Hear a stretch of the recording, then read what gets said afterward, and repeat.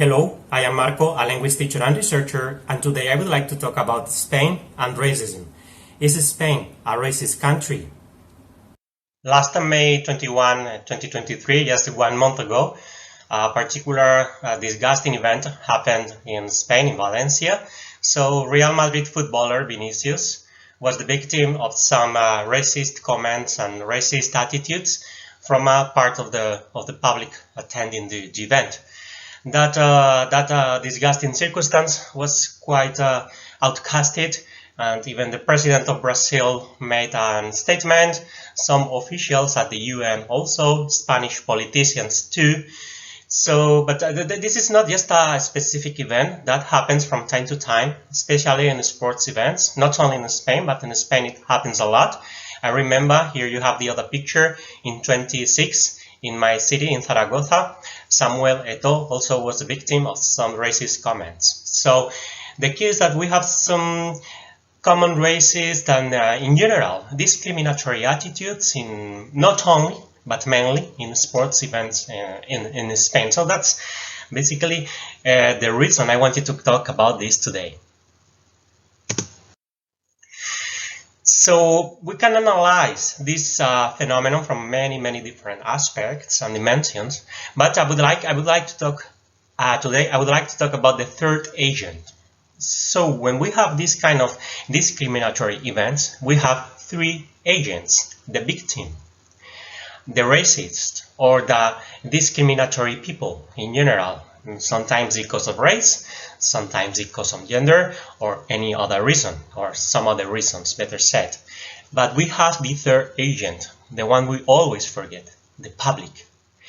So, if you ask me, do you think Spain is a racist country? I would say, well, it doesn't depend on races, because we have stupid people anywhere, at any time.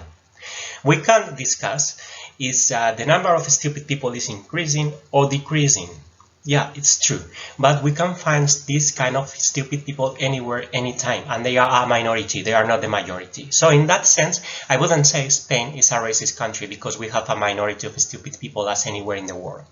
But I would say the problem is about the third agent. These people attending to the events, doing nothing when this happened.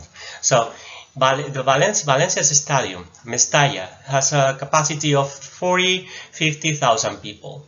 No one did nothing. No one booed those people. No one pointed at them. At the most they did was criticize Vinicius. And then most of them, they were saying he was provoking. I don't mind if he was provoking or not. That mind's a shit. I give a shit about that.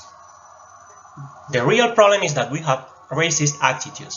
And if you see the beginning of the video, the meme I prepared, the SpongeBob meme, is about that. Spanish people don't react when they attend to racist movements. That's the real problem. So if Spain is racist, it's precisely because of that. It's not because of the attitude of some minority of stupid people, but because of the attitude of the majority people doing nothing. But I would like also to finish saying that if we talk more in general about discrimination, okay, the skin color is one of the reasons for discrimination, but it's not the main reason. The main reason, finally, is the money and the power you have. So you may have a black power person. If she or he is powerful, like Barack Obama, believe me, he's gonna be less discriminated than a middle-class white man. The same for a powerful woman like Angela Merkel some years ago, or today Christine Lagarde. They are powerful people, they are less discriminated, because the final reason for discrimination is not race, is not gender, is the power you have, is the money you have.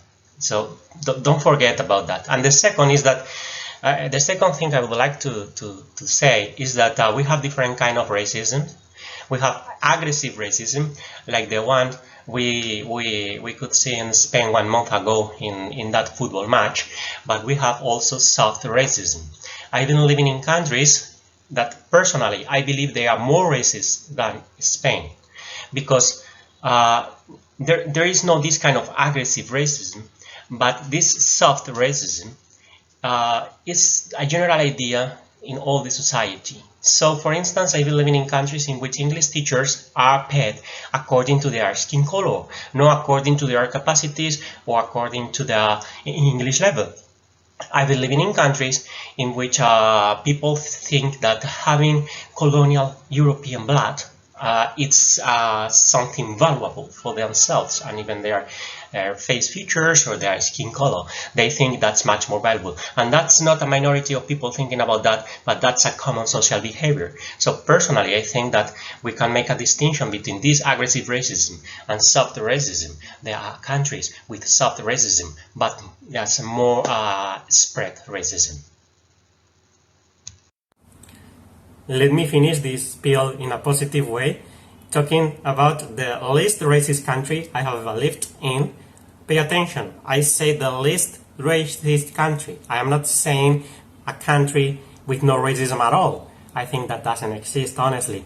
But the least racist country I have ever lived in is Brazil, a country in which you can find black communities, white communities, redhead people, huge Asian communities in Sao Paulo too, living together, mixing, and everything in a totally or almost totally healthy social environment.